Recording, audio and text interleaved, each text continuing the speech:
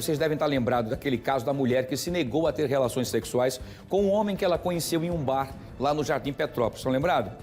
E por isso, por ela ter negado essa atitude de ter relações como ele queria, ela acabou então levando um tiro no rosto que atingiu a boca dela.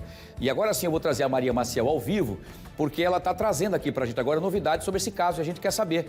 Maria Maciel, quais são as novidades desse caso covarde, bárbaro, que quase tira a vida dessa moça? Boa tarde. Boa tarde, Wilson. Olha, a gente teve uma reviravolta neste caso, viu? O inquérito já foi concluído. Agora, essas informações iniciais é que não condizem com a realidade. Após meses de investigação, a polícia, então, tem teve outra linha de investigação que possibilitou, então, chegar até o autor. Aqui do meu lado está a delegada Kelly Cristine para falar sobre isso. Bom, então o que aconteceu de fato, né? Essa vítima que levou um tiro na boca, quem que realmente cometeu esse crime? Boa tarde. Boa tarde, né? Quem cometeu o ilícito foi o ex-companheiro da vítima, né? Na verdade, inicialmente instauramos inquérito para esclarecer tentativa de homicídio, né, relacionada ao fato que aconteceu no dia 29 de julho de 2023, no bairro Jardim Petrópolis, onde a vítima foi alvejada, atingindo-lhe a região da mandíbula. Tão logo o crime ocorreu, dirigimos-nos até o HGE, onde a vítima foi inquirida, tendo relatado naquela oportunidade que teria conhecido o autor momentos antes do crime, quando se encontrava num bar, juntamente com a amiga, bar este, nas proximidades da feirinha do Tabuleiro dos Martins, tendo saído do bar na companhia desse autor, em direção à sua residência, sendo que durante o percurso o autor teria solicitado ao motorista do Uber que parasse numa praça. E ela foi alvejada devido ao fato de se negar a manter relação sexual nessa praça. Ocorre que foram realizadas diversas diligências com o objetivo de localizar a amiga da vítima, né, que foi citada nas suas declarações, sendo que no endereço fornecido pela vítima não existia imóvel residencial, somente estabelecimentos comerciais, além de moradores das proximidades terem sido unânimes em afirmar desconhecer aquela pessoa. Durante as investigações surgiram fatos novos, precisamente quando solicitamos o prontuário da vítima da UPA, local onde ela esteve logo após a prática delitiva, e naquela oportunidade ela deu duas versões aos fatos. A primeira de que teria reagido a um assalto e a segunda, já supra-relatada, relacionada ao homem que teria conhecido momentos antes no bar e foi alvejada devido ao fato de ter se negado a manter relação sexual. Outro fato muito importante que constou no prontuário da vítima foi a menção ao nome do bar. Com base nisso, realizamos novas diligências, tendo a polícia logrado localizar o bar, bem como localizar pessoas que se encontravam na localidade, naquele estabelecimento, na data do crime, tendo as testemunhas sido unânimes em afirmar que a vítima se encontrava juntamente com seu ex-companheiro, tendo saído da localidade por meio de um Uber, e logo em seguida foi alvejada nas proximidades do bar, sendo que o motivo disso foi devido ao fato dela não aceitar reatar o relacionamento. Então, o autor foi indiciado por tentativa de feminicídio, cuja pena vai de 12 a 30 anos, com a causa de diminuição de 1 a 2 terços, em virtude de ter sido na modalidade tentada. Nesse caso, então, ele é considerado já um foragido da justiça? Isso, ele é considerado foragido, né? Tão logo esclarecemos a autoria, representamos pela prisão dele, que foi deferida pela justiça, formou-se uma força-tarefa no intuito de cumprir o mandado, ele está foragido, porém o trabalho da polícia continua. Agora, a vítima, ela forneceu um novo depoimento em que confirmou?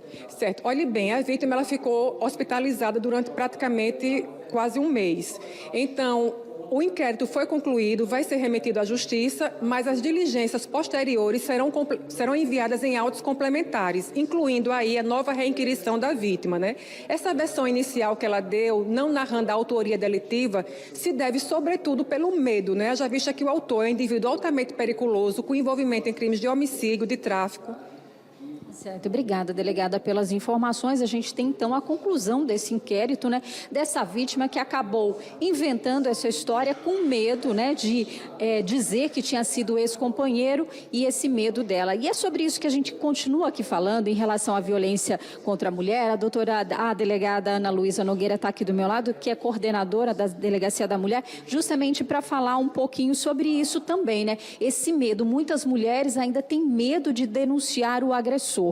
Boa tarde. Exato. Boa tarde, Wilson. Boa tarde a todos e todos os espectadores. Exatamente, como narrou a delegada Kelly Cristine, a motivação desse crime, infelizmente, foi não aceitação do término do relacionamento, a não aceitação da autonomia da mulher. Então, isso, infelizmente, ainda acontece com reiteração muito grande, tanto é que hoje o perfil principal do autor da ocorrência não é mais o atual companheiro, é o ex.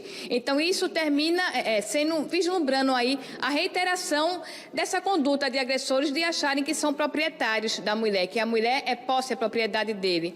É por isso que eu sempre gosto de reforçar, e nós da polícia sempre buscamos isso, da necessidade da denúncia das pessoas, não apenas a vítima, mas qualquer pessoa que tome conhecimento de uma ocorrência delitiva, que procure uma unidade policial para registrar a ocorrência, porque é preciso que esse agressor ele seja responsabilizado penalmente. Esse registro, inclusive, é importante citar, não precisa ser feito sequer de forma presencial. A narrativa do BO pode ser feita até de forma online, através da delegacia virtual, e desde a semana anterior existe um mecanismo muito importante disponibilizado pela Polícia Civil, que é a possibilidade de requerimento de medida protetiva de urgência de forma online. Então, se a vítima estiver numa situação de risco iminente e não pode sair de sua residência para procurar uma unidade de delegacia presencial, ela pode ingressar no site, inclusive no site da Polícia Civil, tem um passo a passo explicando como é feito esse requerimento. Ela faz esse requerimento e a Polícia Civil dispõe de uma equipe capacitada para recepcionar esse pedido da medida protetiva de urgência e encaminhar de imediato ao Poder Judiciário, que vai ter o prazo de até 48 horas para proferir o deferimento. O que não pode é ocorrer a não ocorrência da denúncia e perpetuar esse sentimento tão grande ainda de impunidade que ainda, infelizmente, perpassa esse tipo de crime. No caso dessa vítima, né, que ficou hospitalizada, ela não chegou a confirmar que era o ex-companheiro, mas ela, nesse caso, vai necessitar, né, dessa medida protetiva, até porque o agressor está solto. Exatamente. E essa é a motivação principal para darmos celeridade a essa investigação. Como a delegada colocou aqui toda a narrativa dos fatos, né, o suporte probatório muito forte desse inquérito, que terminou corroborando não com a informação prestada inicialmente, mas com o crime de tentativa de feminicídio, e por isso é que a polícia está em diligência ininterrupta, todos os policiais envolvidos, para localizar o mais rápido possível esse agressor e ele ser realmente preso e ser responsabilizado por um crime tão grave que ele cometeu.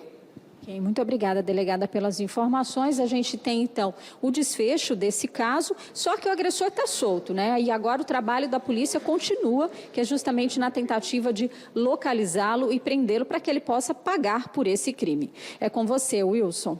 Muito bem, realmente a gente percebe que ela estava extremamente assustada e coagida, né? De qualquer maneira, foi uma violência, mesmo que fosse um desconhecido, mas como foi o ex-companheiro, ela com medo já dos antecedentes, como já foram citados aqui, levantados pelas duas delegadas, a Kelly Cristine e a doutora Ana Luísa Nogueira. Eu queria só aproveitar para perguntar à doutora Ana Luísa Nogueira, no caso dessa moça, ela já deve estar com medidas protetivas e o perigo, já que ele ainda não foi encontrado e foi preso, né? Essa moça vive, então, momentos de bastante tensão e vulnerabilidade. Ela vai precisar, então, receber todo o aparato possível, porque ele pode, inclusive, agora, já pela índole, que ele já provou que é covarde, de voltar para terminar o serviço que não conseguiu nesse dia fatídico. É isso mesmo, delegado? Boa tarde.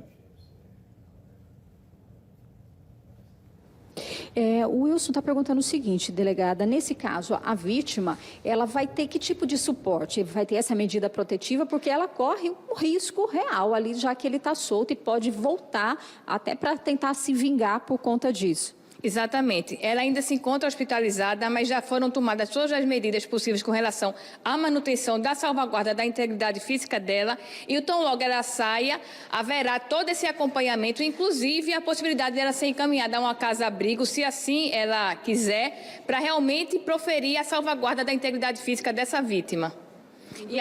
E além disso, o mais importante, juntamente com isso, realmente é a efetivação da prisão do agressor para que ele fique realmente preso e dê uma segurança maior a essa vítima. É que isso que é importante, né? A vítima, ela se sentir segura, né, numa situação como essa. É com você, Wilson.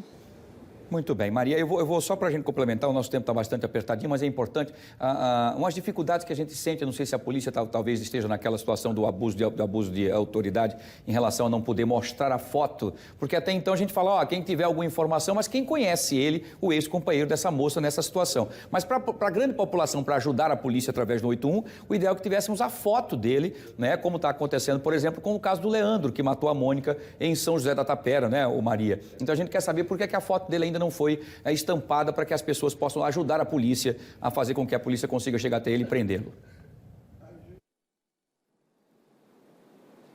Delegada, uma outra pergunta aqui. Por que nesse caso específico a foto do agressor não foi divulgada? Porque poderia ajudar, quem tiver informações sobre ele, ajudar nessa localização e prisão.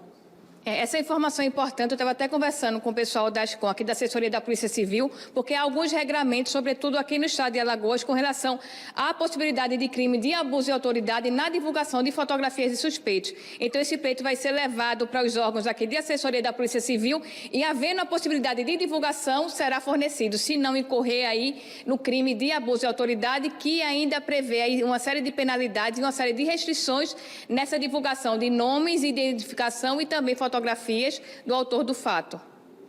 Obrigada, então, pelos esclarecimentos. É com você, Wilson.